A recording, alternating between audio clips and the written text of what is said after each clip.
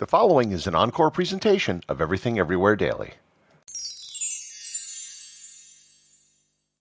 In the early 19th century, the most abundant bird in North America, and perhaps the entire world, was the passenger pigeon. An estimated 3 billion of them would fly in flocks so large that they could blot out the sun. However, within a century, the entire species had gone extinct. It was one of the fastest and most disastrous turnarounds for any species in recorded history. Learn more about the passenger pigeon and how they went extinct on this episode of Everything Everywhere Daily.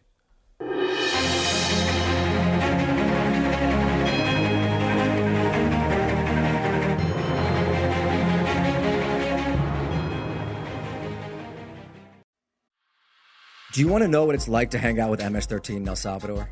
How the Russian mafia fought battles all over Brooklyn in the 1990s? Or what about that time I got lost in the Burmese jungle hunting the world's biggest meth lab? Or why the Japanese Yakuza have all those crazy dragon tattoos? I'm Sean Williams. And I'm Danny Gold, and we're the hosts of the Underworld podcast. We're journalists that have traveled all over, reporting on dangerous people and places. And every week, we'll be bringing you a new story about organized crime from all over the world. We know this stuff because we've been there, we've seen it, and we've got the near misses and embarrassing tales to go with it. We'll mix in reporting with our own experiences in the field, and we'll throw in some bad jokes while we're at it. The Underworld podcast explores the criminal underworlds that affect all of our lives, whether we know it or not. Available wherever you get your podcasts. The information that I am providing today is coming from higher dimensional consciousnesses. Things got so weird during 2020, and it wasn't just the QAnon conspiracy theorists. This New Age channel told us that Donald Trump is a massive and powerful light worker. A light worker? And then what about this Oprah-endorsed, best-selling feminist health icon talking about heavy metals that are in vaccines that make our bodies literally into an antenna with 5G? As we continued studying what we now call conspirituality, it only got more intense. This is the cult of Baphomet. This is Molochite worshipping stuff. It gets very gory in the basement. And it culminated with that shaman dude showing up at the Capitol insurrection. But it didn't stop there. Every week on Conspirituality Podcast, we track the overlaps between New Age spirituality and far-right conspiracy cults.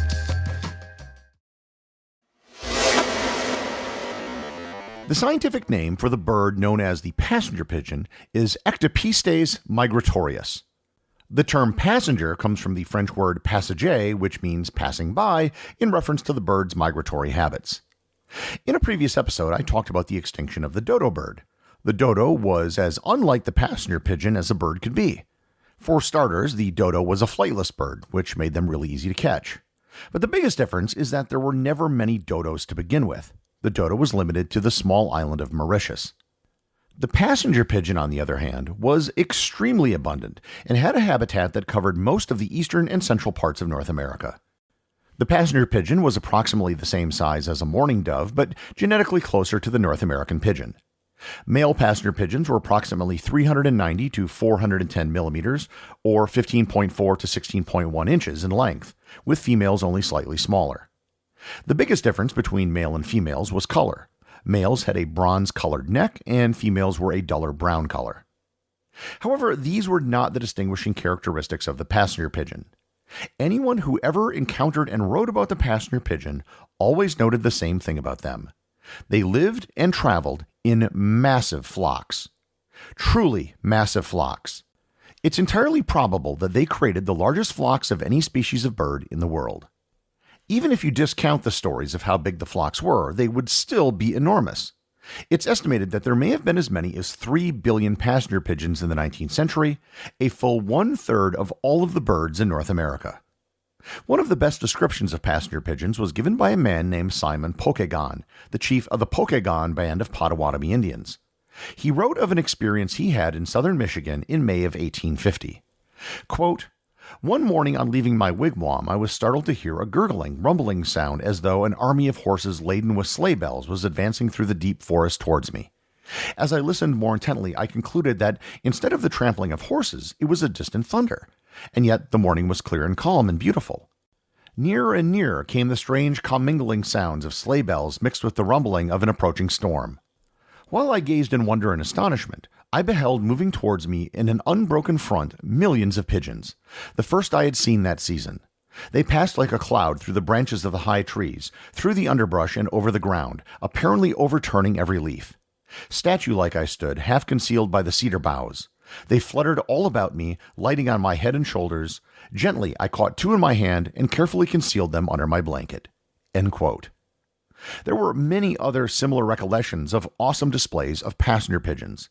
The noted ornithologist John James Audubon wrote in his book Ornithological Biography, quote, "The air was literally filled with pigeons. The light of noonday was obscured as by an eclipse. Before sunset, I reached Louisville, distance from Hardinsburg 55 miles. The pigeons were still passing in undiminished numbers and continued to do so for 3 days in succession." End quote. John Muir wrote in his personal memoir, The Story of My Boyhood and Youth, quote, "I have seen flocks streaming south in the fall so large that they were flowing over from horizon to horizon in an almost continuous stream all day long, at the rate of 40 or 50 miles an hour, like a mighty river in the sky, widening, contracting, descending like falls and cataracts, and rising suddenly here and there in huge ragged masses like high splashing spray." End quote. By all accounts, and there are many more of these, witnessing passenger pigeon flocks was one of the most incredible sights in nature. Because they were so abundant, they were a huge source of food. The native people who lived in North America regularly harvested them and would frequently move their camps to be closer to nesting areas. The way they usually hunted was by taking juvenile birds from their nests at night. They took juveniles instead of adults so they wouldn't move their nesting areas. The admonition against taking breeding adults was taken very seriously by many tribes to the point of making it a crime. Away from breeding areas, they would just use large nets, which could capture as many as 800 birds at once.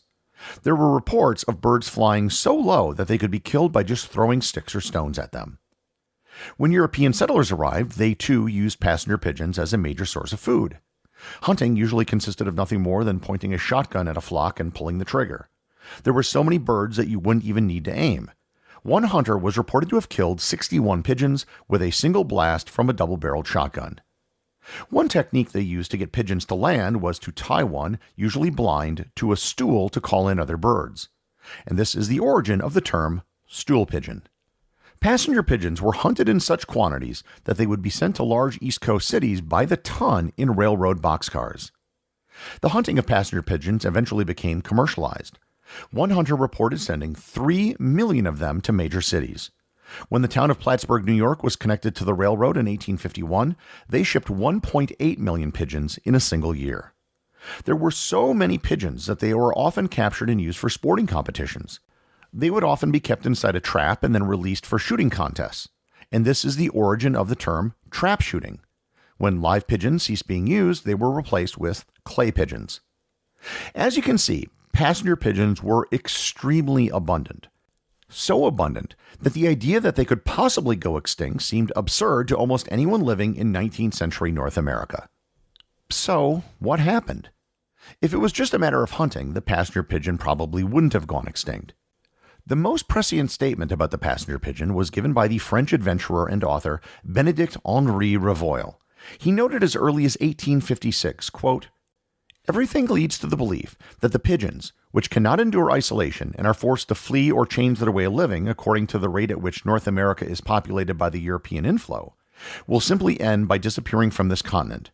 And if the world does not end this before a century, I will wager that the amateur of ornithology will find no more wild pigeons except those in the Museum of Natural History."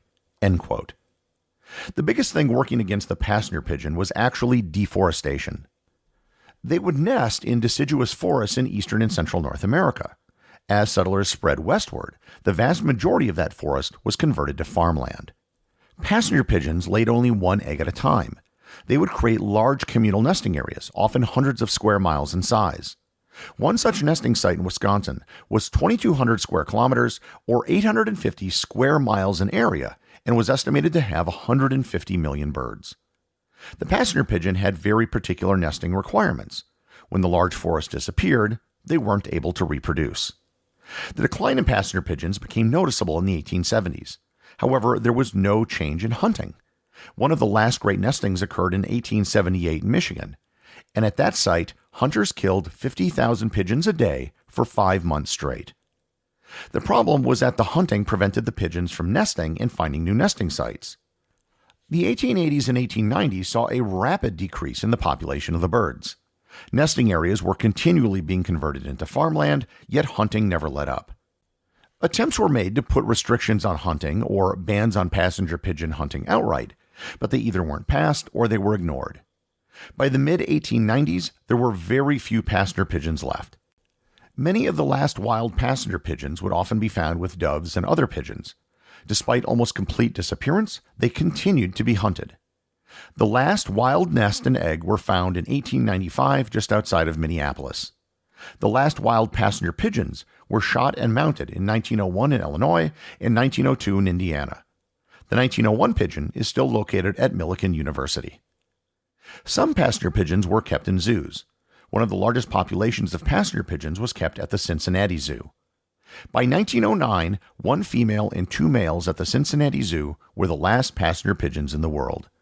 The female named Martha, the very last passenger pigeon on Earth, died on September 1st, 1914. Martha was mounted by taxidermists and is now on display at the Smithsonian Institute in Washington, D.C. Unlike many other extinct species, we actually have many samples of genetic material from passenger pigeons. There are over 1,500 examples in existence. Genetic analysis of the diversity in the genes in the samples which are remaining indicates that the passenger pigeon might not have normally had such large populations that were found in the 19th century. One theory holds that the passenger pigeon may have been what is known as an outbreak species. An outbreak species is one that has massive swings in population size, like a plague of locusts. According to this theory, passenger pigeons didn't always have such large numbers as they couldn't support those sort of numbers permanently. They would be too destructive to forests. The large numbers of passenger pigeons in the 19th century may have been for the same reason why there were so many bison.